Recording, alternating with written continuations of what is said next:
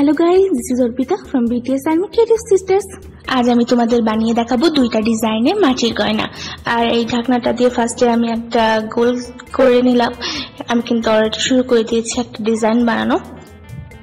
আর এই পিনটার সাহায্যে আমি ফুটো করে নেব যাতে শুকিয়ে গেলে এর ভিতর দিয়ে মালা ঢোকানো যায়। আর এরপরে আমি মাছের আকৃতির এই যে এটা বানিয়ে নিলাম and the design is ready. It looks nice, right?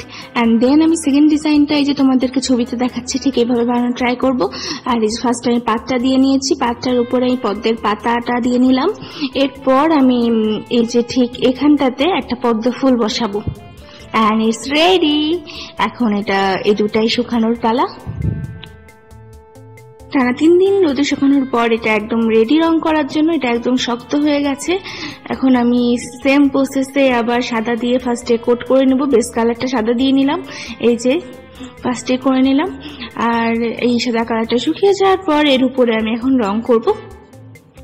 তো এই যে সবুজ রংটা, সবুজ আর ইয়েলো দিয়ে আমি একটা শেড আনার ট্রাই করছি and it's ready. It's look nice, right? আর এই যে এটার কানেরটা আমার কাছে তো বেশ ভালো লাগছে। আর যে ছবিটা দেখিয়েছিলাম ওইটার মতন ওইটা হয়েছে, রাইট? আর এই যে ফার্স্টে তোমাদের দেখিয়েছিলাম ওইটা, এটাতে আমি লাল আর অ্যাশ কালারের মধ্যে একটা কিছু করতে চেয়েছিলাম। আর এই যে এটার কানেরটা, এটাও বেশ সুন্দর লাগছে। এটাতে আমি ল্যাকিউর স্প্রে দিয়ে নিচ্ছি যাতে এটা আরো বেশি চকচকে থাকে আর এর রং না নষ্ট হয়। এই যে ল্যাকিউর স্প্রে দেওয়ার পর শুকানোর পর এটা রেডি। আর ল্যাকিউর স্প্রের ক্ষেত্রে আমি একটা জিনিস বলবো, সেটা হলো এটা খোলা জায়গায় দিবেন অবশ্যই। আর রোদের মধ্যে দিলে আরো ভালো হয়, রোদে এটা শুকালে আরো বেশি চকচকে হয় এটা দেখতে। আর কথা বলতে বলতে আমি কিন্তু দুইটি ডিজাইনই তোমাদেরকে দেখিয়ে দিয়েছি। মাটির গয়নাগুলো আমার বেশ ভালো লাগে, তাই ভাবলাম নিজেই কেননা ট্রাই করা যাক। তো এখন আমি পাস্তিগুলো নিয়ে আসছি কানের তাতে লাগানোর জন্য। এই যে দুইটা পাস্তি তোমরা দেখতে পাচ্ছ আমি নিয়ে নিয়েছি। এখন এটা আঠার সাহায্যে কানের তাতে লাগাতে হবে যাতে এটা কানে পরা যায়। তো আমি দেখে নিচ্ছিলাম এটা ঠিক কোথায় লাগাতে হবে। এই যে এটা লাগানো কমপ্লিট। এন্ড দেন আমি আমার এই বক্সটা নিয়ে হাজির হলাম। এই বক্সটা কিন্তু আমরা নিজেরাই বানিয়েছি, তোমাদের সাথে এটা আমরা অলরেডি শেয়ার করেছি বক্সটা বানানো। আর এই যে এই বিটস গুলো আমার দরকার হবে আজ।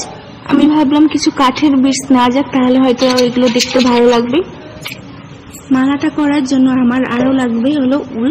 আমি সবুজ কালারের উল চুজ করেছি যেহেতু এটা একটু ফ্লাওয়ারি ফ্লাওয়ারি ভাব আছে।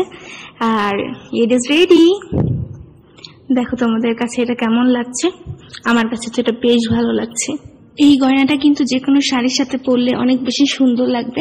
তোমরাও বাসায় এটা অবশ্যই ট্রাই করতে পারো। আর সেকেন্ডের ক্ষেত্রে আমি একইভাবে উলের একটা মালা করে নিব, যেটার ক্ষেত্রে আমি হয়তো কালো উল ইউজ করব।